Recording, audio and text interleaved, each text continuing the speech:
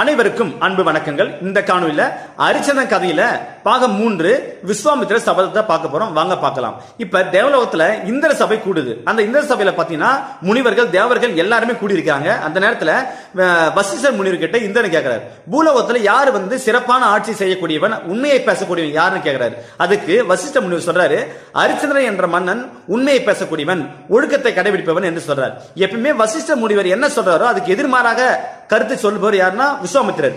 உடனே அங்கிருந்து விஸ்வாமித்திரர் என்ன சொல்றாருன்னா, வசிஷ்ட முனிவர் சொல்வது தவறு, அரிச்சந்திரன் பொய்யை பேசக்கூடியவன், ஒழுக்க நெறியை கடைபிடிக்காதவன் என்று சொல்றார். உடனே வசிஷ்ட முனிவருக்கு கோபம் வருது. அப்படி அவர் நிரூபித்து விட்டால், அரிச்சந்திரன் பொய்யை பேசக்கூடியவன் என்று நிரூபித்து விட்டால் நான் தவம் செய்வதை விட்டு விடுகிறேன் என்று சொல்றார்.